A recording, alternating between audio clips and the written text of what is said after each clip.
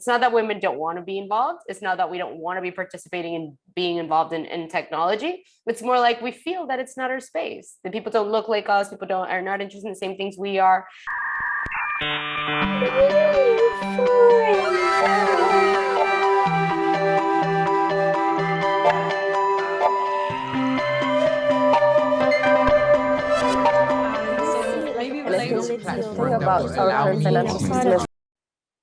Hi everyone, welcome to yet another episode of NewForum.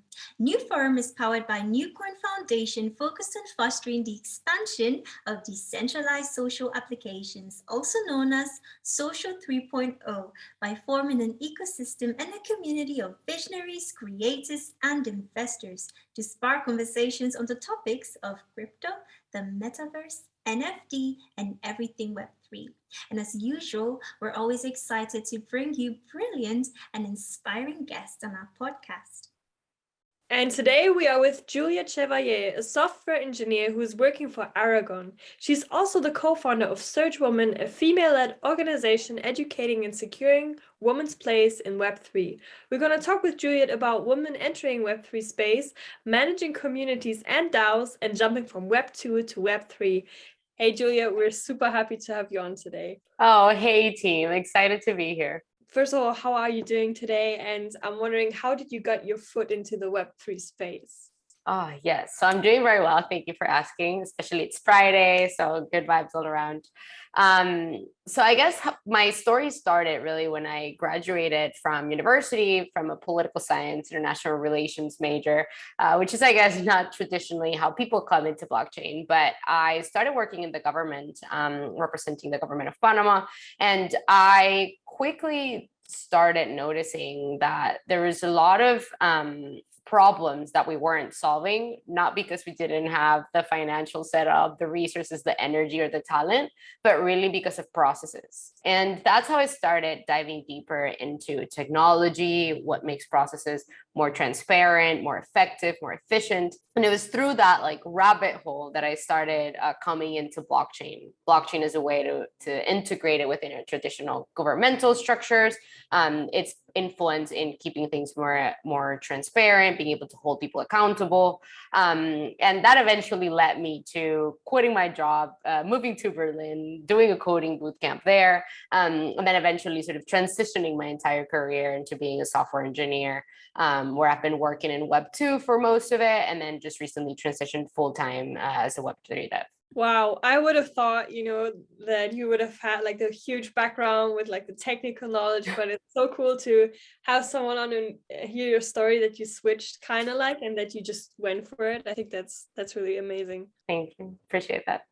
I'm so excited to hear about your vision of the passion behind you, founding Search Women. I'll tell you a bit about what we do, and maybe that'll sort of paint a nice picture. But I guess throughout my experience as a software engineer, most of my time I've spent working with amazing guys who have taught me a lot of mentorships and who have supported me throughout my career. But it became very apparent that I was mostly the only woman hanging out in these spaces. And so that always intrigued me. I was like, but why? Why wouldn't my girlfriends also get into the tech with me? Why are we less in the space? And the more I've researched it, there's a bunch of different tangents that we can go into. But I think most apparently when it comes to Web3, a lot of people get into crypto mostly because of a hobby. And yet when you look at the numbers of women working in the kitchen and in education and in houseware, it's just double the amount as men. And so that just means that we have less time for hobbies. And so getting into it full time is a critical part of embracing and bringing more diversity into the space, as well as having the community. And this is something that I saw myself when I was working as a teacher for the coding bootcamp after doing it, was that we would always host these coding days where we would teach people how to code a landing page in a few hours. And every time, without a fault, we would put the posting out. If 40 people came, it was 39, 38 guys, 1 or 2 girls. And in this one opportunity, we posted it out. And to our surprise, the first 5 people who came were who applied were women. You're like, you know what?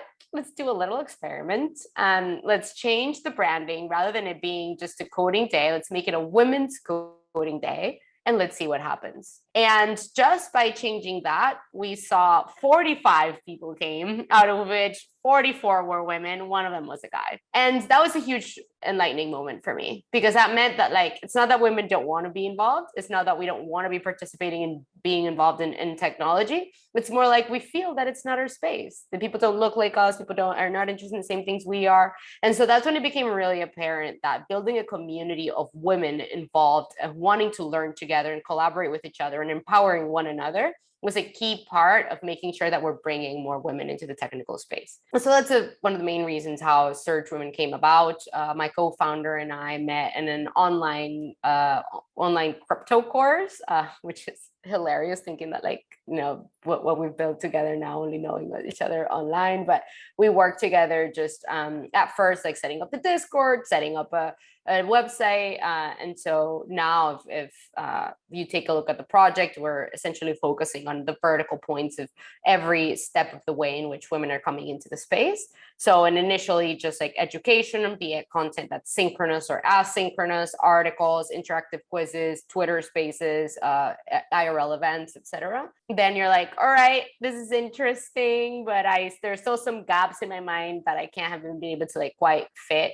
And so at that point, in the second step, we have a Discord community where we're answering people's questions. We're connecting people with experts that may know more about certain subjects and sort of building that collaborative learning space. And then at a third level, you're saying, all right, I already get it. I want to dive into this full time. And so for that, we have a jobs board in which we're pairing up our vetted female talent with organizations that are looking to get more women and hire just talented people into the space. And then in a fourth level, we have our NFT project, which we just launched a few weeks ago, which essentially works as like a passport into Web3. So it's called the Search Passport. And the idea is that through having it, you have access to free educational courses, access to crypto conferences, access to discounts in Web3 tooling.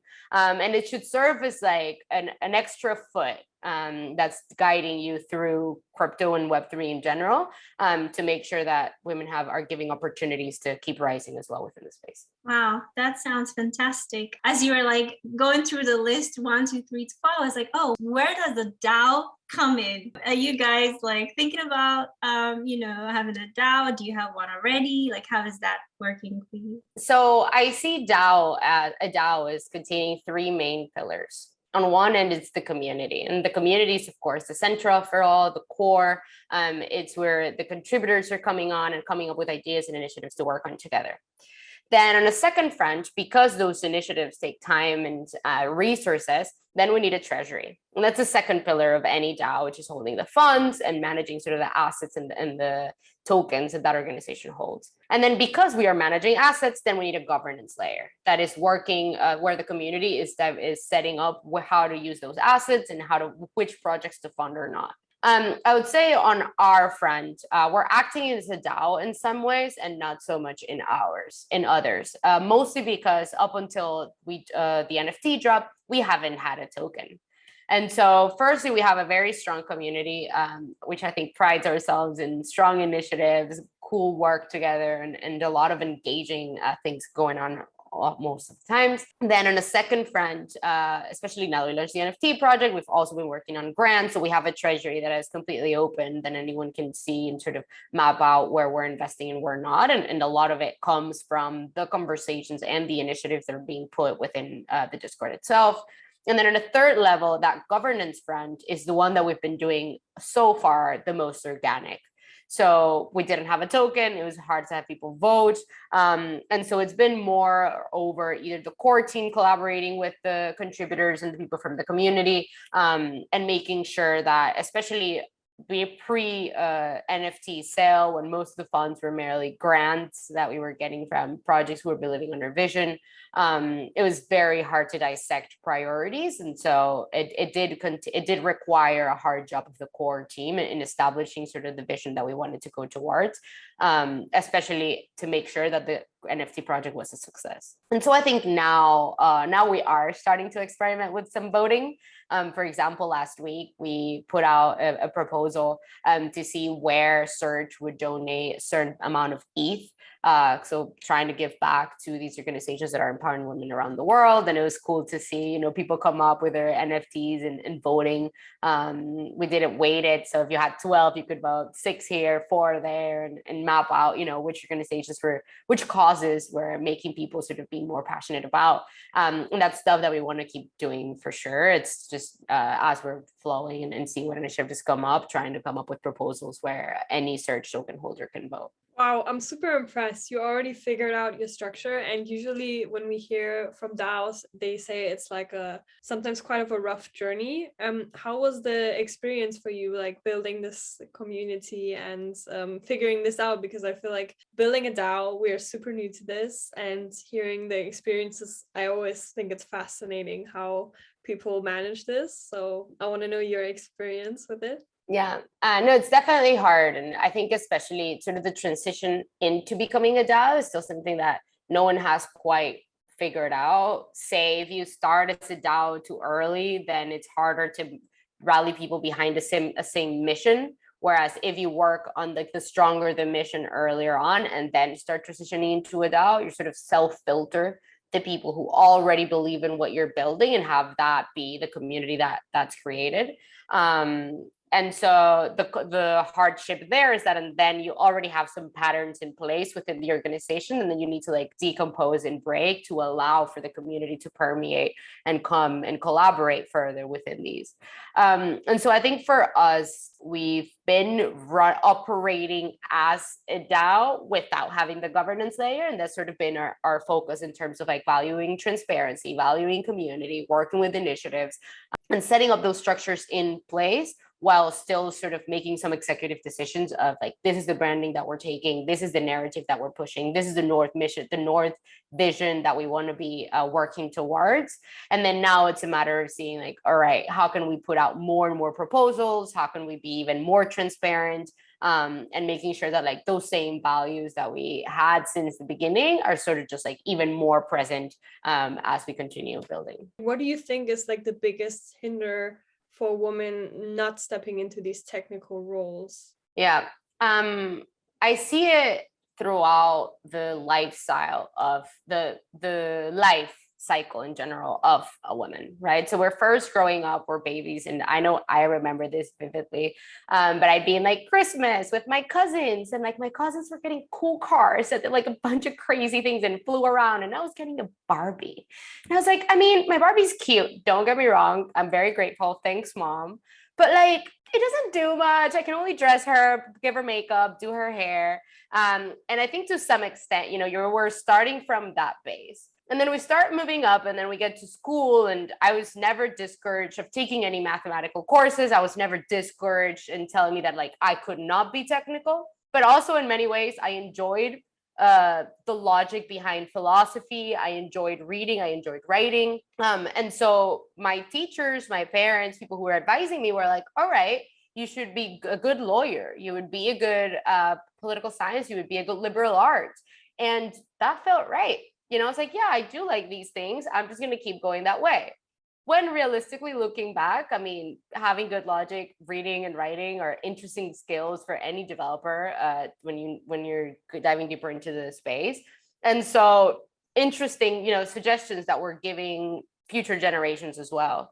And so then you move out and you're all right, I graduate from school, I'm getting jobs. And at that front, you're looking at the amount of people that are applying to roles. And even if I may have the qualifications, say I get interested in technology, do a course online, men will apply to jobs when they fulfill 40% of the requirements from listings, whereas women will apply when they feel 90% of the roles.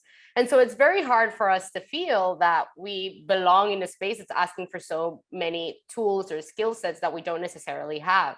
And this is part of the problem within the technology space in general. And I've seen this because I've been hiring and putting out these postings. And it's yes, in an ideal world, I know someone who knows all of these frameworks and all of these languages that we're using internally. but every organization is different, and every organization has a different stack. And so it's very hard for one individual who doesn't work in that organization already to have that specific monopoly of technologies under their belt. And so then imagine you get that role, you go through the process, you get into the space, and then you're seeing, you're surrounded by people who don't look like you, who may have a different energy than you, who may be interested in different things than you. And so it may not often be as welcoming as an environment. Now, having that said, I've been very lucky. I've gotten some really good male mentors, and they're very much the reason how I'm able to, be here today and enjoy the space as I do. But a big part of their work has been telling me to be more assertive, because by being intimidated by this masculine energy, I was, I've said things like, I think that, or maybe not, but, and it's just essentially me undercutting my own self and my own sort of work that I've been researching, that I know, but it's me being intimidated by those surroundings, as well as just finding different ways to make my voice push through, and dealing with imposter syndrome in a different way than what guys usually do. And especially in technology, when you're solving like bug after bug, you tend to feel like you don't know everything, and then you know everything in like a span of a few seconds. And so how we're dealing with this imposter syndrome definitely has a big role as we keep scaling up, because then that's the last sort of kick, which is even when you master through it and you become a rock star, eventually, very likely, you will get kids. And so at that point, it really does become like, who is going to be taking care of them, who's going to be working out the house. Oftentimes you have an engaging partner that supports you through that transition, but just statistically, women tend to do it a lot more. And so that means they're missing out on the happy hours, they're missing out on the engagement parties, they're missing out on the spaces where guys may be connecting on a different level that we just weren't there because we were picking up the kid up from ballet. And so it's an interesting subtle things that are happening throughout our lives, which I don't think are systematic or evilly intentioned, but that essentially we're fighting against on every step to reach it. And it just makes sense that you just say, I might just go other route. I don't need to be there. And I think that's a big part of what hinders sort of women's involvement in the space. Circling back to, when we were discussing your passion, what drew you to develop Surge Women? And I think that we touched a bit on the design, right? And the approach to making it more welcoming, because the tech space has been obviously male dominant for years. We've seen it, right? And so what are some of these influences is what we've seen. It's not obvious, but it's what we see on TV. When you watch a movie, the men are in the tech space. And so you're feeding all of this into your, in your mind. And as you grow, you somehow move away from that, right? But I think that the more we have people like you, having these conversations, having Surge Women, right? And making women feel comfortable, making women all see other women in that space, I think slowly can help with that mental shift, I think, in the long run. I just wanted to add that. Yeah, thank you. And I think if you just keep furthering that to get into crypto, we end ourselves in a situation where crypto is really the intersection between technology and finance. And so those have been two industries that have been traditionally male dominated, and we're trying to break into a lot of historical baggage that is in many ways just subtle, and then it's hard also to make apparent, because something that, for example, we struggle as when building the narrative of Surge is, we definitely do not want to be pushing in any victim mindset, we are amazing, empowered, and we're going to be badassly kicking it around. But at the same time, it's we have to create awareness to the situation. And so you end up falling in between this very blurry line of assuring that we are being involved and taken into account in the high level conversations and the decision making of the space, while at the same time not being there merely because we're women and we're trying to fit some type of diversity quota. And so that becomes a very hard conversation as we move into the space. Yeah, I think also Salimi touched on such a great point. I feel like if young girls or people of all kind of groups see that they're represented in some sort of way, it becomes more easier to identify yourself with okay, I can do this as well, I can learn this as well, I can pick up the skill. And then it just opens a lot of doors for people who might have never thought they would work in tech, or would have never even touched any of the technical things. So I think it really matters, like representation of different people. And I'm wondering, so for you, Juliette, when the whole Web3 space kind of evolved, like it was such an up and down moment, like on so many levels, I feel like, and the whole crypto space. And I'm wondering for yourself, like, what do you see in the future of like the Web3 space? Like, where do you hope this is gonna go? Maybe for search and also in general. Yeah. So I think what I like about bear markets is that they sort of clean out all the fuzz and force us to focus on what really provides value to humanity. And that's what I'm really bullish on in crypto. I think crypto, whoever has dove any type of like crypto rabbit hole has had to like doubt how many structures are set up, has had to doubt how we've been creating this world like year after year. And I think that collective doubt brings out interesting ideas, interesting innovations. And that's where I think this is going to be heading. So we're about to go through like a bit of a cleanse of projects that were maybe not fulfilling community's values, of projects that were maybe a bit disorganized. And that's going to be the big challenge. Not only getting funds, which by the way, a lot of crypto projects were sustaining themselves mostly from VCs. I think that is a problem. I think we should all be finding ways to make our projects sustainable longer term, rather than depending on investors. And that's a big challenge that most projects in the crypto space are going to be facing today.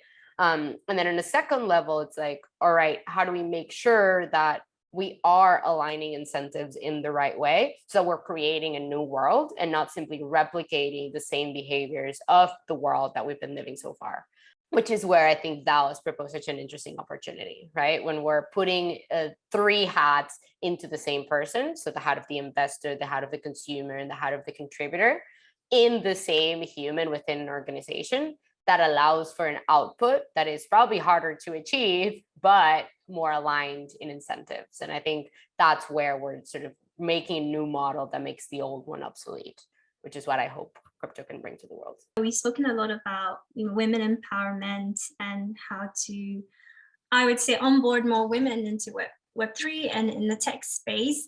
And so I'm curious, like, as we like wrap up, I'd really like to hear if you have any advice for any woman that will hopefully come across this episode. What's the advice for them? Those who are like hesitating, or like, I guess the word is hesitating and not sure if they can fit in this space. What was your advice for them? I'd say number one, we're super early. We are the earliest. I think when you look at numbers from Ethereum users right now, it's like 7 to 20 million. No one can quite figure it out how much. But say we have 7 to 20 million. And when you compare that to the historical metrics of where we were in the internet when we had those amount of users, we were in 1995.